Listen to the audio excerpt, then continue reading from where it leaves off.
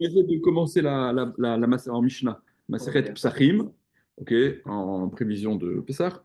Très très rapidement, au sujet de Pessah, enfin, ce qui va être abordé dans la Masechet, euh, au sujet des halachot de Chametz et Matzah. Il y a les halachot de Chametz et Matzah, essentiellement l'interdiction liée au Chametz. On va voir quelles sont les interdictions liées au Chametz. Il n'y a pas une seule interdiction liée au Chametz. Il ne s'agit pas simplement de l'interdit de consommer le Chametz. Bon, c'est des choses que vous connaissez hein, de toute manière. Il est beaucoup question aussi du Korban Pessah dans la Masechet Psachim. Et le dixième Pérec, il est question de la soirée du CDM, etc. Au sujet des interdits de Pessah, il y a trois interdits concernant le Chametz. Il y a l'interdiction de consommer, ça vous le savez, Shivat Yamim Matzot Tochelu, durant 7 jours vous consommerez des matzot, et Kikol Ochel Chametz, Venirreta, Hanefesha im Israël, tout celui qui consommerait du Chametz, il serait Nirreta, il serait Chayav Karet. Ok. Deuxième issour, c'est un issour Anaa, interdiction de tirer profit du Chametz, parce qu'on apprend ça de Velo Achel Chametz ne sera pas consommé le khamet. C'est du yahel. On apprend que c'est pas simplement l'interdiction de la consommation, mais c'est ce qui peut mener à la consommation, tout profit. Donc de khamet, c'est interdit. Et troisième interdiction liée au khamet, c'est l'interdiction de posséder du khamet. Ok. Velo iraï lecha chametz, lo iraï lecha, il ne sera pas vu à toi, ton chametz. Velo iraï lecha seor bechol gevulecha. Loïmatse, d'accord, ce qu'on dit de façon Shivat Yamin, c'est or Loïmatse le Vatechem durant 7 jours. Le levain Loïmatse ne se trouvera pas dans vos résidences. Ce qu'on traduit, ce qu'on appelle en termes courants, Baliera et Balimatse, l'interdiction de voir et de posséder, d'avoir du Khametz, c'est un double interdit. Par conséquent, il y a la mitzvah dans la Torah de se débarrasser du Khametz avant Pessah, comme c'est marqué, Ach bayam arishon, tashbitu seor mibatechem. Tashbitu, vous, Shabbat, vous ferez. Alors on va voir de quoi, c'est quoi cette disparition, comment est-ce qu'on intervient, comment est-ce qu'on se débarrasse sur le Hametz, et on verra que d'après certains, le tashbitu, faire disparaître, c'est un bitoul, ça dépend dedans, c'est du cœur, car c'est une prise de conscience, c'est une volonté de. On verra ça de façon un peu plus détaillée. Venons, on attaque directement la Mishnah. Alors, la première Mishnah, euh, il va être question de l'abdikat Hametz. L'abdikat Hametz, la recherche du Hametz, qui mène à la destruction du Hametz, ben, c'est pour, voilà, on fait suite à ce que je viens de dire, ok, il faut se débarrasser du Hametz. La, euh, la recherche du Hametz, l'abdikat Hametz, alors vous le savez aussi, la bracha qui précède l'abdika, c'est pas Asher Kideshanu Bimisotav et Tzilanu Livdok ou Al-Bdikat Hametz, c'est Al-Bi'ur Hametz, sur la destruction du Hametz. Puisque la finalité de la bdika, hein, c'est détruire le Hametz. Ça, c'est les Chachamim qui ont imposé cette bdika. Ok. Euh, bon, on verra au fur et à mesure. Mais non, on attaque directement. Donc, dit la Mishnah, Or le arba asar, botkem et chametz, le or haner. La nuit qui précède le 14 Nissan. Or, les Arba Assar, ah, pourtant, or, c'est la lumière, c'est le jour, c'est pas la nuit. Et on ne voulait pas commencer la Mishnah par un terme négatif. Donc, on a volontairement formulé Or, les Arba Assar, la nuit d'avant le 14. Botkemet et Chametz, on recherche le Chametz dans tous les endroits susceptibles euh, dans lesquels il pourrait se trouver du Hametz, c'est-à-dire des endroits dans lesquels du Hametz aurait pu être entré durant l'année, c'est-à-dire que dans une maison où il n'y a pas d'enfants en bas âge, il n'y a pas de raison de faire 4 Hametz aux toilettes, par exemple. D'accord. Donc tout est fonction de la possibilité d'avoir du Hametz là où l'abdika elle est nécessaire. L'abdika. Hein? C'est cadré par exemple. C'est-à-dire? Quand tu dis que tu vas faire de la recherche de quand c'est nécessaire. Bien sûr. Mais il y a des endroits, par exemple, où tu sais pas. Tu as des règles, mais tu as des gens, Tu as fait ou pas? Le principe, c'est un enfant, il mange pas dans sa chambre. Tu sais qu'il va On manger verra, on un. verra, on verra ce qu'on va voir, ce qu'on va voir juste après, dans la suite de la Mishnah. L'histoire des fûts de vin qui sont les uns sur les autres, jusqu'où on doit faire l'abdika. C'est-à-dire jusqu'où on peut considérer que du chametz, par inadvertance, serait tombé. C'est-à-dire que les endroits, là, on le dira clairement, les endroits qui ne sont pas susceptibles de contenir de chametz ne sont pas concernés par l'abdika. Après, quand tu dis, on ne sait pas, il y a des enfants peut-être, etc. Ouais, quand tu ne sais pas, donc c'est Tu fais. susceptible de contenir du Hametz. Les Horaner, donc à la lumière d'une bougie, parce que, en tout cas à l'époque de l'Agmara, de la Mishnah, la bougie, c'est ce qui éclairait bien. Euh, Voilà, donc on va pas, bon, c'est la halachot que vous connaissez, on va pas prendre une torche parce qu'une torche, ça peut brûler, donc on aura peur, on sera réticent d'aller vraiment dans les coins et recoins de peur de brûler. Donc on prend une flamme, une petite flamme de bougie, et ça permet de bien voir dans la nuit les coins, les fentes, les recoins, etc. Kol makom, voilà ce que la Mishnah dit immédiatement. Kol makom shen machnisin bo chametz, tout endroit dans lequel on n'entre pas de chametz durant l'année, en tsarir bdika n'a pas besoin de bdika. Ok? On va pas, voilà, ça c'est. Il y a pas de raison d'envisager, d'autant plus que cette bdika chametz, c'est une mitzvah que les Chachamim ils ont imposée. On verra que Minatora, avec le bitoul, on s'en sortirait. Ok? A Et posteriori. d'ailleurs, le Ran, le Ran, le tout premier Ran sur cette Mishnah, il dit que, il explique qu'en réalité, avec l'abdika simplement, ou avec le bitoul simplement, on est minatora, on est tranquille. On n'est pas que le Ran, le Shneim aussi, il en ressort. Mais c'est que le bitoul, ben, ça permet de nous déposséder du Hametz qu'on aurait, ou bien de considérer que ce Hametz-là, il est désactivé, il a perdu son statut de Hametz. On verra quelle est la définition du bitoul.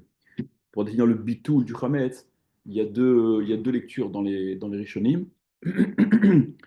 Et l'abdika, la recherche, ça c'est ce qu'explique le Ran, la Torah, elle est somméchette sur des chazakot. La Torah, elle s'appuie sur des présomptions, des états. C'est-à-dire que un endroit qui a été vérifié du Hametz, il est considéré comme ne contenant pas du Hametz. Donc même si d'aventure, tu as vérifié, tu as cherché et que tu n'as pas trouvé de Hametz, mais qu'après Pessah, mince, il y avait du Hametz qui m'a échappé, tu n'as pas transgressé l'interdiction de posséder du Hametz. Oui, Ok? oui, Parce que parce que tu n'y as pas pensé. La Torah elle valide les, les chazakot. Il y a plus là. Il y a encore des. J'étais shifté, non? Allez, venez. Velama Amrou. Et donc, pourquoi ont-ils dit. Velama Amrou. Et pourquoi ont-ils dit les Chachamim? Shte Shurot Bamartef. Pourquoi est-ce que les Chachamim ont dit deux lignes, deux rangées les fûts qui sont les fûts de vin, qui sont posés les uns sur les autres dans la cave, ont besoin bdika. Pourquoi est-ce que cet endroit-là, on va voir, on va voir que ça correspond à quoi C'est la hauteur du main. ces deux, on va voir à quoi ça correspond Beth Shammai, Beth Hillel. Euh, Pourtant, le martef, la cave, c'est pas un endroit où on entre du Hametz. Mais comme chez Machnissim Bo Hametz, c'est un endroit où on y fait entrer le Hametz, c'est-à-dire, ils n'ont parlé, les Chachamim, du martef de cette espèce de cave, que dans celle dans laquelle on entre du Hametz, par exemple, un martef, donc une cave à vin oui, qui contient les fûts de vin, ou parfois on va pour s'approvisionner durant la Séouda et on tient son pain dans sa main et on entre dans cette cave pour aller récupérer un peu de vin. Et voilà, par inadvertance, on aurait déposé, on aurait oublié, on aurait fait tomber. Donc, quelles sont les rangées à vérifier? Bet Shammai Omrim, Bet Shammai disent Shte Shurot al Pnei Kol HaMartef. Ce sont les deux lignes sur toute la surface du martef. Alors, c'est-à-dire, imaginez euh, des, des fûts les uns sur les autres, donc en hauteur et en profondeur. d'après Beth Shammai, bon, il y a différentes explications aussi de Beth Shammai. Ce qui semble être le plus simple, ce serait les deux rangées à la surface horizontale et les deux rangées surface verticale. OK? Ou Beth Hillel, au moins Beth Hillel. Donc voilà, on a vraiment, on est allé, il n'y a pas de raison que ça a été posé plus à l'intérieur que ça. Ou Beth Hillel, au moins Beth Hillel disent, Shte shurot achitzonot shehen haelionot. Beth Hillel disent, non, uniquement les deux lignes extérieures qui sont les lignes supérieures. C'est-à-dire, on n'a pas besoin de faire sur toute la surface, mais les deux premières couches supérieures, c'est suffisant d'après Beth Hillel. Il y a d'autres explications, je vous dis, on va s'en tenir à ça. Voilà, donc ça c'est le Mahalgat Bet Shammai et Bet Hillel, parce que ce qui nous intéresse, l'idée, c'est l'endroit susceptible de contenir du Hametz nécessite l'abdika, l'endroit qui n'est pas susceptible, il n'y a pas besoin de bdika. On continue, Mishnah Bet. En chosheshin shema gerera chulda mi bait bait. On ne craint pas que durant notre bdika, Guerrera Hulda, il y a une bestiole, Hulda, c'est un rat en général, c'est une belette, un rat, enfin un truc que cet animal est déplacé du Hametz, mi baït les baït, d'une maison qui n'aurait pas été vérifiée vers une maison qui, elle, a été vérifiée, ou mi makom les makom, ni d'un endroit à l'autre, c'est-à-dire d'un coin de la maison à un autre coin. Le Rambam explique que on ne craint pas que la bestiole en question est traînée et rapportée du Hametz d'une maison dans laquelle on fait rentrer du Hametz dans une maison dans laquelle on ne fait pas rentrer de Hametz. C'est-à-dire qu'un endroit, une pièce, un endroit qui n'est pas susceptible de contenir de Hametz durant toute l'année, on ne va pas soupçonner que dans cet endroit-là, eh bien, il y ait du Hametz qui ait été apporté par l'intermédiaire d'une souris, d'un rat, d'un truc, etc. Ok. Quoi qu'il en soit, on ne va pas commencer à spéculer sur ah, mais peut-être que là où il n'y avait pas de Hametz ou là où il n'est pas, non, il n'y a pas de zone du Hametz, peut-être qu'il y a oui du Hametz. On ne dit pas ces choses-là. Des imken, parce que si tu commences à craindre ce genre d'éventualité, alors dans ces cas-là, Mechatzer les Chatzer ou Meir les Ir craint aussi que ce soit d'une cour à une autre, d'une ville à une autre ville. En la Davarsov, il n'y a pas, il y a pas de fin. Voilà, tu n'en finiras jamais. Ok. Surtout que c'est pas le tien en plus. Par contre, donc les Non, pièces de Hametz, oui, en tu les effet, revérifies. si c'est pas le tien, Surtout oui. qu'en plus, c'est pas le tien. Oui, alors on parle. Ce qui est problème, c'est si c'est le tien. Ouais. Quoi? Et donc les pièces qui peuvent contenir du Hametz, tu vas les revérifier. Justement, c'est ce qu'on. Là, on te dit que Non, non. c'est ce qu'on te dit. On ne craint pas. Les pièces qui contiennent du Hametz ont besoin d'être vérifiées a priori. Celles qui n'en contiennent pas ou celles qui ont été vérifiées n'ont pas besoin de bdika par la suite. Comment? Bah, une pièce qui a été vérifiée ou tu as cherché, il n'y a pas de Hametz. Tu ne vas pas te poser la question 3 jours plus tard, non mais peut-être que. Ah, ok. Ok. Ah, d'accord. D'ailleurs, la Ok. bdika, la bdika qu'on évoque là, c'est une bdika qui n'est pas une bdika uniquement dans la nuit du 14 Nissan, dans la nuit du 13 au 14. Tu as raison. C'est une bdika, Tu as raison. au long cours, parce qu'on te En dit effet, que en dès effet. le premier Hadar, il faut En est- que dès non, Pourim, il il y a- faut commencer. Non, non, non. Des Purim. Non, non. Des Purim, c'est les halachot, c'est pas la bdika. Ne me sors pas de trucs D'accord. c'est la shloshim yom ifnei achag, ça c'est la halachot, c'est pas la bdika. Maintenant, évidemment que si tu t'y prends à l'avance pour ton ménage et que tu as verrouillé que telle pièce et tel étage ont été complètement nettoyés, il n'y a pas de raison en effet. Ça rentre dans ce cadre-là. Qu'il n'y a pas de raison d'envisager que il y ait du Hametz qui soit entré par la suite dans ces endroits-là. Mishnah, troisième Mishnah. Rabbi Yehuda Omer, Rabbi Yehuda dit, Botkinor Arba Asar, Uberba Asar, Shacharit, ou Beshat Abiour. Rabbi Yehuda dit, on fait l'abdika, donc la nuit qui précède le 14, et le 14, enfin qui précède la journée du 14, ou Be'arba Asar, Shacharit, et le 14 au matin, ou Beshat Abiour, et au moment de la destruction. C'est-à-dire que l'un de ces trois temps, il y a que durant l'un de ces trois temps-là que l'abdika, elle fait sens. C'est-à-dire, si on n'a pas fait l'abdika la nuit du 14, alors on fera l'abdika au matin du 14, et si on n'a pas fait l'abdika au matin du 14, on fera l'abdika au moment du biour, jusqu'à l'heure avant laquelle il faut se débarrasser du chametz. C'est à partir du début de la sixième heure. Mais si, une fois cette troisième limite passée, l'abdika n'a pas été faite, il ne fait plus l'abdika, parce que s'il fait l'abdika après le moment du biour, Rabbi Yehuda craint qu'il ne trouve justement du chametz, et donc ce serait plus embêtant que de le laisser l'ignorer en comptant sur le bitoul qui aurait été fait.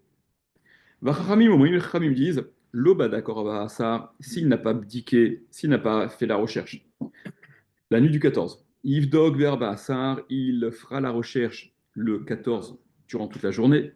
L'Obadak Berbassar, et s'il n'a pas fait l'abdika durant toute la journée qui a suivi du 14, ok, donc une fois la nuit tombée, on est déjà le 15, hein, c'est déjà Pessar, et l'interdiction du Hametz commence avant, vous le savez. Eh bien, Yivdok Betoch Hamoed, il fera l'abdika durant la fête. L'Obadak Betoch Hamoed, et s'il n'a pas fait l'abdika durant la fête, Yivdok Leachar Hamoed, il fera l'abdika après la fête, après Pessar. Oui, pourquoi? Parce que le Hametz, ce qu'on dit, Hametz Shavar Alava Pessar, Asur Be'ana, le Hametz Ah, qui a pour pas le été vendre sur ou le le, consommer. sur D'accord. le remède qui a été sur lequel Pessah est passé, c'est-à-dire qui est resté possédé durant Pessah, il est interdit au profit. Les Khamim pensent que bien qu'après le moment de Issour, de consommation du Hametz, euh, que même si le moment du Issour est passé, on est autorisé à bdiquer, et ils n'ont pas la même crainte que Rabbi Yehuda, que si on le recherche, on risque d'en arriver à le consommer par inadvertance, par réflexe, etc. Ok? Puisque tout le but de la recherche, c'est de s'en débarrasser. Donc tu ne vas pas considérer, tu vas pas prendre en considération cette crainte. Non, non, il vaut mieux pas rechercher une fois que le moment de l'interdiction est arrivé, de peur qu'on en vienne à le consommer. Puisque toute la motivation de ta recherche, c'est pour le détruire, justement. Ok? Donc c'est la discussion entre Rabbi Yehuda et les Khamim. Ou Mash et Meshayer, et ceux qui laissent, c'est-à-dire celui qui recherche le Hametz durant la nuit, et qui va donc laisser un peu de ce Hametz pour la consommation de la nuit ou du lendemain matin, Yanichenu Betsina, il faut le mettre dans un endroit préservé, Kede Shelo Yetzer Bdika Harav, pour ne pas avoir besoin de Bdika supplémentaire après, parce que si ce Hametz que tu as recherché, que tu as posé quelque part, tu l'as laissé sans surveillance et qu'il en manque ensuite, donc Aoda, tu es tenu de refaire une bdiga parce que tu sais de façon certaine, il y avait du Hametz qui est plus là, donc il s'est pas envolé. Ok, éventuellement. Passons à la Mishnah d'après. Il y a d'autres grilles de lecture de cette Mishnah aussi, hein, vous imaginez bien. Rabbi Meir Omer, Rabbi Meir dit Ochlin kol chamesh vesorfin bitrilachesh. Alors, notre Mishnah là vient nous apprendre jusqu'à quelle heure il est permis de consommer du Hametz la veille de Pessah et à partir de quand c'est l'heure de destruction. Euh, Évidemment, les heures dont on parle, comme d'habitude, ce sont des. Non, mais. Non, voilà, ce sont des heures zmaniotes, d'accord, des heures saisonnières. Ok. Elles ne durent pas forcément 60 minutes. Tu prends la. C'est là où tu vas prendre les références dont tu parles. Tu vas prendre le jour que tu vas diviser en 12 portions égales, et donc chacune des portions, c'est ce qu'on appelle une heure zmanite. Et là, il n'y a pas de marque locale là-dessus, en fait, au final. Comme il y a pour les jeunes et tout, tu sais, quand tu dis tu suis on va dire, peut-être, parce qu'en fait, tu prends l'horaire la plus strict. Alors, en fait, ça dépend ce que tu prends comme référence. Est-ce que tu prends un Mouda Shachar ou une Etzachama? D'accord? C'est pour ça qu'il y a la marque locale que vous connaissez tous, sur le temps maximum de Kriyat Shema. Il y a le temps, il y a le Zman Magan Avraham, Gaon, d'accord, qui en fait c'est avant même eux, hein. On remet dans leur nom, mais c'est avant eux. Ok? Ça va dépendre de ce que tu prends C'est lequel qu'il faut comme prendre? référence. Je vais te dire, moi, tu prends Oui. plus l'un que l'autre. Moi, je te Bah dis. oui. D'accord? Non, toi, tu prends Moi, lequel? celui qui m'arrange. Mais bizarrement, Pour le dernier, il a raison. Ok. Ok, qu'est-ce que tu dis? ceux qui fait ça, bizarrement, on ne prend jamais de. J'ai l'impression que c'est une formalité Si, même la On même me dit que ça va être les flux. Bien sûr, tu vois. Mais même pour Pessar, tu vois, t'as les calculs, t'as le truc Posen, t'as le truc Ravovadia, t'as les Luba, t'as les trucs. T'as différentes. Non, même là, t'as différentes. Vous comprenez bien que quand Chazal, ils ont parlé de ces temps-là, ils n'étaient pas top chrono. 10h47, des trucs. Ok, C'est comme ça les gens n'existait qui pas. attendent 58 devant un restaurant pour faire le net. Exactement. C'est le type d'attente qui est 58-00, mais à l'époque, c'était D'accord. 58, 58 ou 50. Voilà, c'est comme. Moi, je me souviens avoir entendu Drav Yosef, je l'avais entendu en direct. Il disait Bassar Bechalav, bon, pour ceux qui attendent 6 heures, comme Shulchan Aruch tranche d'ailleurs. Ok. Siman Petet. Ouais, c'est ça. Il dit dès qu'il y a 5h30 qui sont passées, c'est sûr que c'est bon. D'accord? Dès qu'il y a 5h30 qui sont passées, c'est sûr que c'est bon. Tu crois qu'ils étaient à la montre, etc. Même s'il y avait, c'est vrai, des moyens de, de, pour déterminer plus précis qu'on ne le pense. Mais on s'adresse au monde entier, quoi.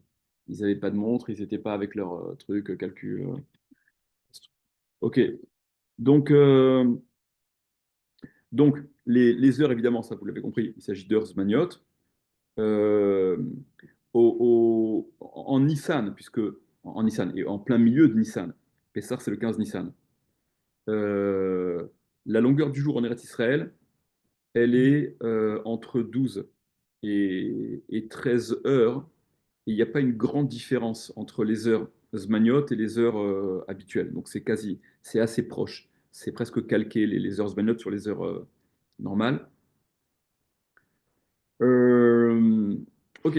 Rabbi Meir Omer. Donc Rabbi Meir dit, Ochlin, on peut manger le chametz, donc le 14 Nissan, au matin. Kol chamesh, toutes les 5 premières heures, d'accord, de la journée. Vesorfin, et on le brûle, on le détruit, le chametz. Bitri la au début de la 6e heure. Bien que Minatora, sachez-le, Minatora, l'interdiction de consommer le chametz, il ne commence que à la moitié de la journée, la seconde moitié. Mais pour autant, les Chachamim ont pris des mesures préventives. C'est pour ça que, exactement. C'est pour ça que Rabbi Meir a dit, on le mange les 5 premières heures et on le détruit au début de la 6e heure. Vers Rabbi Yehuda Omer, Rabbi Yehuda dit, Ochlin kol arba, non, on ne le consomme que durant les 4 premières heures. Ok. Donc les 4 premières heures, ça va être à quelle heure à peu près? Imaginons qu'à l'école, enfin les Tzorech Haïniam, si les heures sont plus ou moins calquées, ça va commencer donc à 6 heures du matin, plus 4, jusqu'à 10 heures du matin. Ok. Si tu prends ton jour, ta journée de 24 heures, divisée en deux parties, d'accord, tu vas faire de 6 heures, voilà, de 6 heures du matin à 18 heures et de 18 heures Donc, de 6 heures du matin plus 4 heures, ça ferait à peu près 10 heures. Les Chachamim, d'après Rabbi Yehuda, ont décrété que l'interdiction de consommation du Hametz, elle est 2 heures avant le moment interdit Minatora. Vetolin Kol Hamesh, et on reste en suspens toute la 5e heure, c'est-à-dire on le laisse, il n'est pas consommé, il n'est pas mangé, mais il n'est pas brûlé non plus. Ok. Pourquoi? Parce que ça, justement, c'est entre les. Comme c'est laissé entre les mains de un peu tout le monde. Euh, on craint qu'ils n'en viennent à se tromper, même au sujet des 2 heures. C'est-à-dire que dans la Gemara, on explique, bien que, je vous lis le commentaire bien que la 5e heure, le soleil, il est encore à l'est, et la 7e heure, il est déjà à l'ouest, et donc on ne peut pas se tromper à ce niveau-là. Bah, tu vois, enfin, aujourd'hui, je pense qu'on peut se tromper, parce qu'aujourd'hui, on n'est même pas, on sait pas où est on a perdu le nord. Voilà, aujourd'hui, de toute façon. Ok. Bon, mais ils étaient un petit peu plus, ouais, ils étaient un petit peu plus peut-être sensibilisés à ça, puisque c'était vraiment le moyen de mesure. De toute manière, Khamim m'ont quand même décrété à cause d'un jour qui serait nuageux, où on n'est pas en mesure de voir où on est, quel moment il est.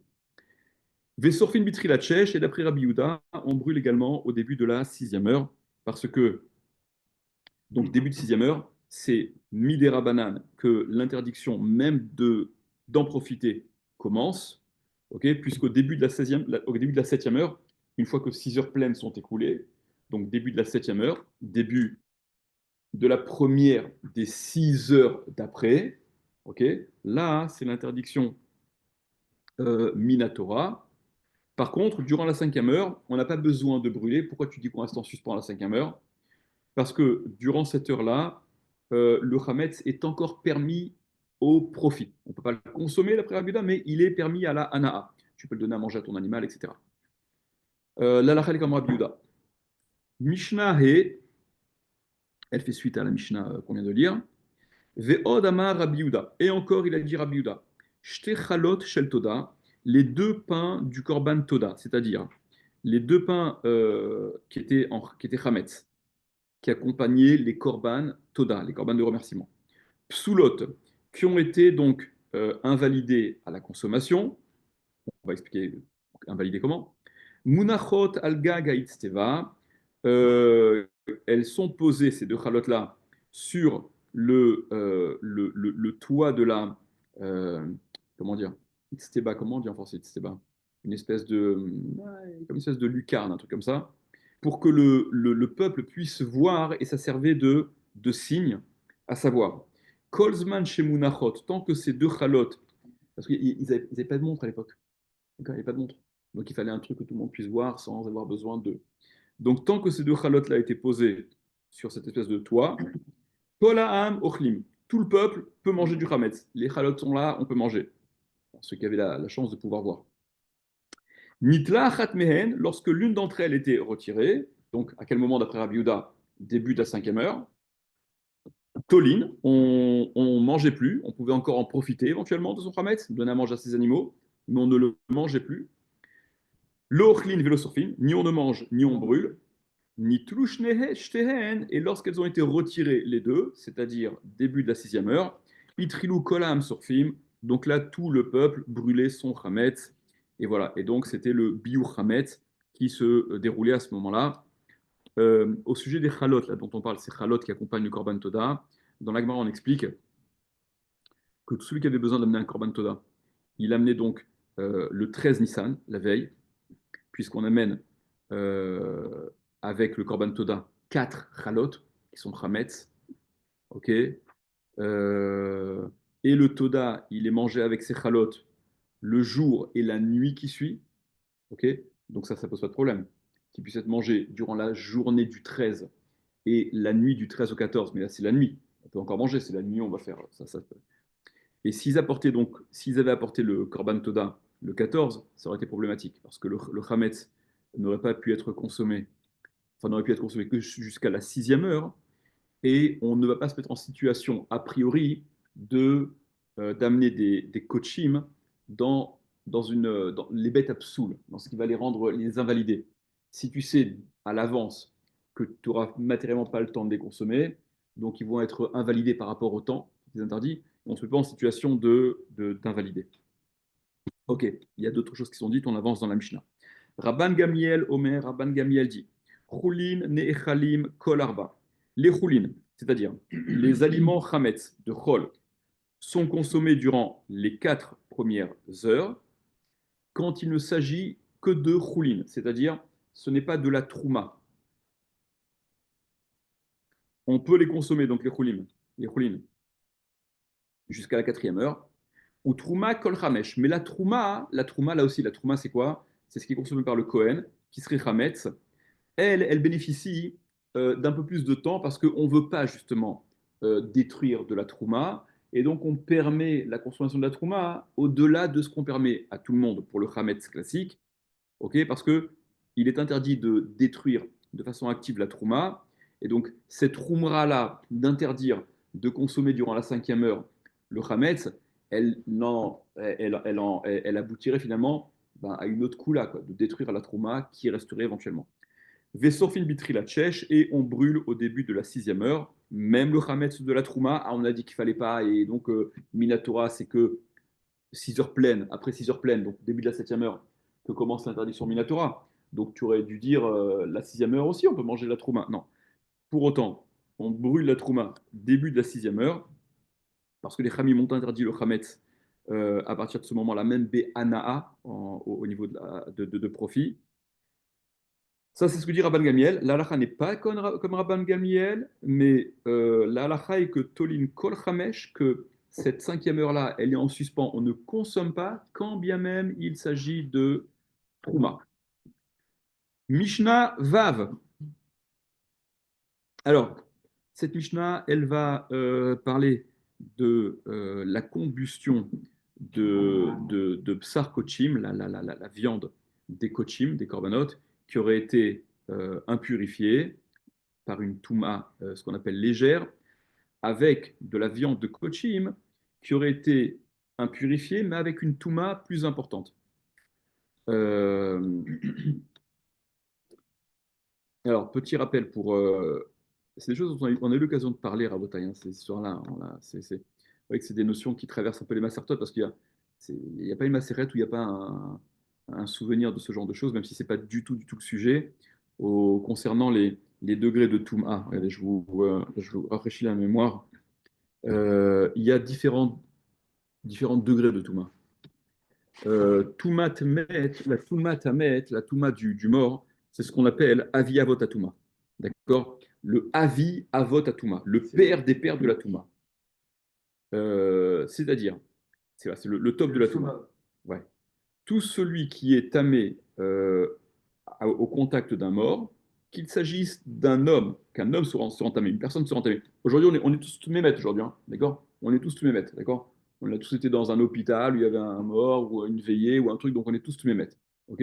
La seule façon de se défaire de cette toum, exactement. Donc voilà. Donc jusqu'à Paradouma et compagnie, on est mémètres. Le patron Julie, là. Comment? Le patron Julie. Tout celui qui sera entamé au contact d'un mort, que ce soit donc un homme qui s'est rendu tamé, qui a contracté la touma, ou des objets qui ont contracté la touma, est appelé tmémet. Il est tmémet. On est tous tmémet, d'accord? Un objet aussi qui aurait été dans le truc, il est tmémet. Et donc celui-là, celui qui a été donc qui a contracté la touma au contact d'un mort, qui est tmémet, il est av atuma. Il est aussi niveau av atuma. Il y a encore d'autres avot atuma. Il y a d'autres avot atuma. Il n'y a pas que celui qui a été au contact d'un mort. Il y a comme un reptile qui est mort, une nevela, le zav aussi, etc., le metzora, et encore. Celui qui touche avatuma, qu'est-ce qu'il est, lui? Il est contaminé, il est rishon latuma. D'accord? Il est premier latuma. Il y a avatuma, c'est encore plus que le premier latuma, il est avatuma. Ok? Celui qui touche donc le avatuma, il devient rishon latuma. Vous voyez, c'est-à-dire que voilà, c'est-à-dire, j'ai touché, j'ai rendu Rishon Atuma là déjà. Ok.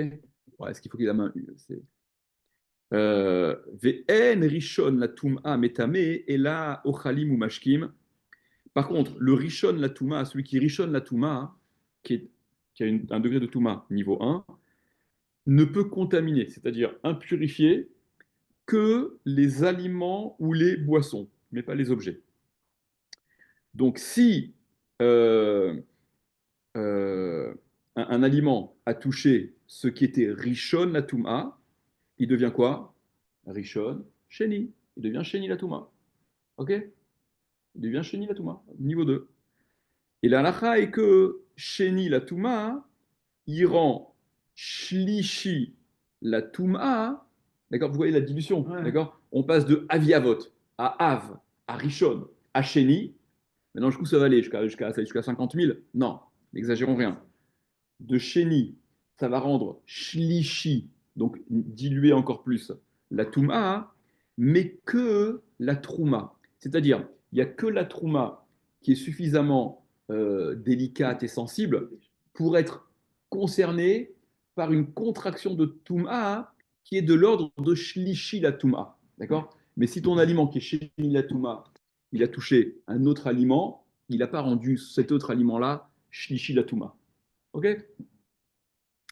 Et ce shlishi-là, hein, il fait Révi la Touma, d'accord? Révi quatrième, à quoi? Bah, ce qui est encore plus sensible que la Trouma. C'est quoi? C'est les kochim. D'accord?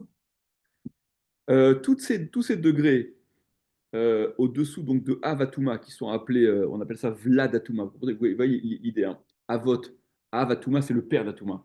Ceux qui suivent Vladatuma, ce sont les dérivés, les enfants, enfin la descendance.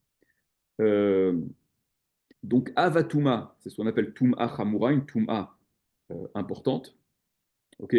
Puisque le Avatuma, il rend tamé aussi bien les hommes que les objets, alors que Vladatuma, qui est appelé Tum'a Kala, une Tum'a légère, ne rend tamé ne rend pas tamé les hommes, les individus et les objets, mais uniquement les aliments et les boissons. Ok? Commençons la Mishnah.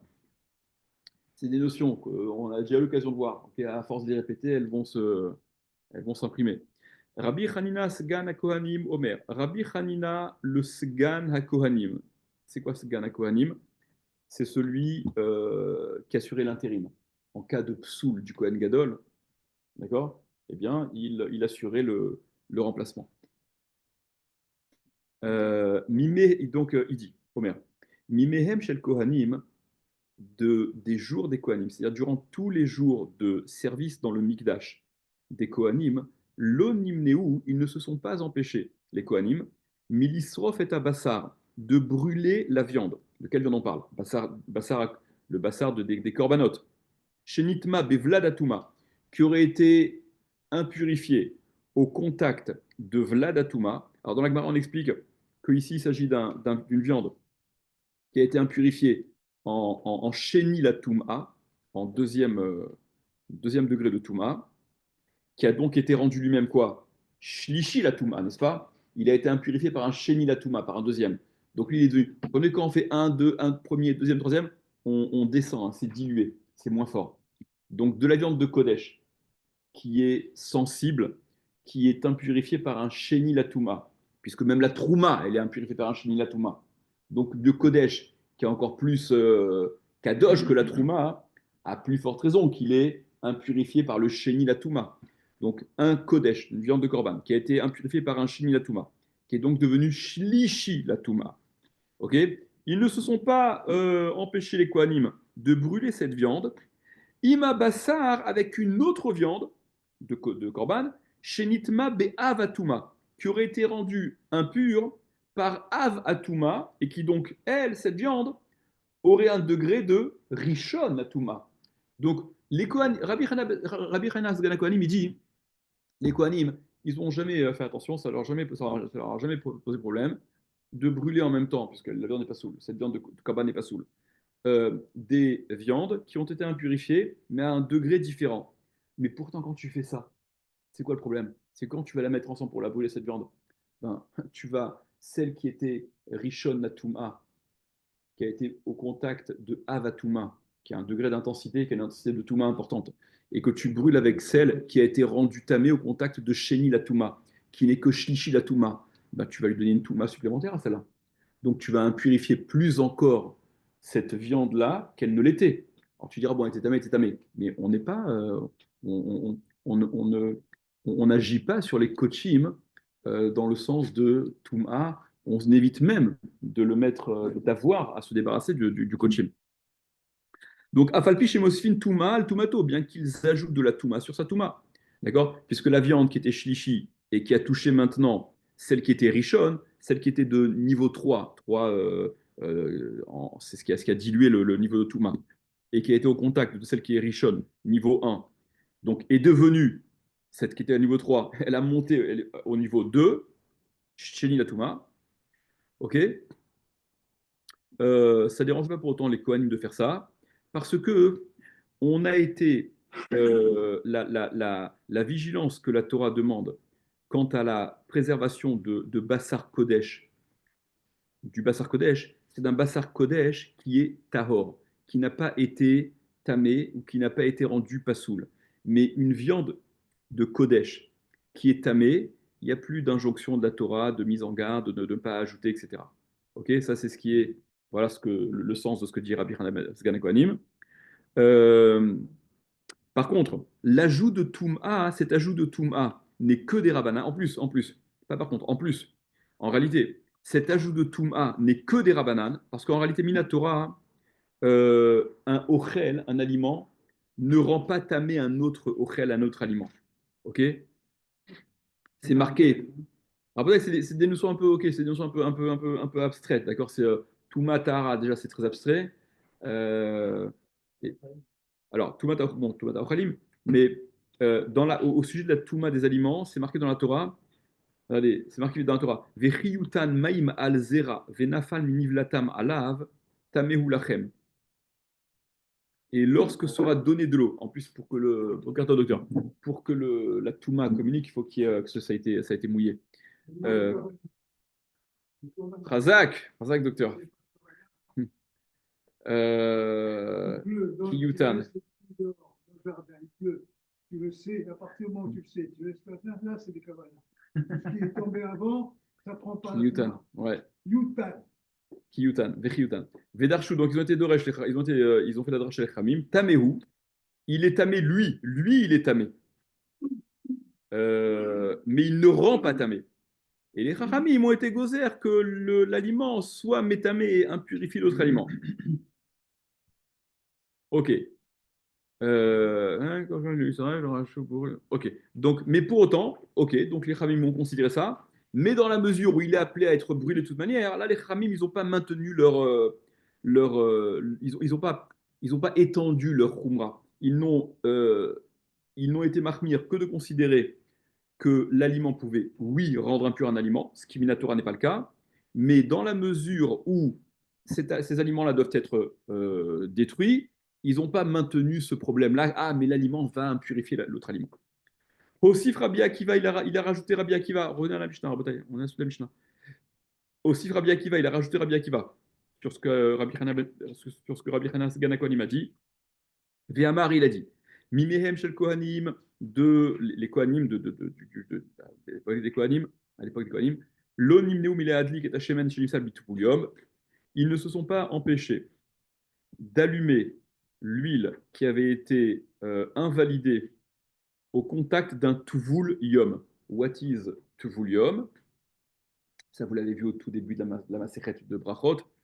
Tuvul yom, c'est celui qui est tamé, qui a donc fait une tvila, une immersion, mikvé, de sa toum'a quand il faisait encore jour, ok, et jusqu'à ce que le soleil ne se couche, il a un statut de Sheni la Touma, il a encore une Touma, il a fait le mikvé, mais sa Tahara, elle sera définitive, pas dès qu'il sort du mikvé, mais une fois que la nuit sera tombée, ok, et avant que le soleil ne se couche, avant que la nuit ne tombe, il a un statut de Sheni la Touma, et quand ce type-là, Sheni la Touma, il touche de l'huile de Trouma, vous vous rappelez, Sheni la Touma, il peut contaminer la Trouma, ok, et la rendre Shlishi la Touma.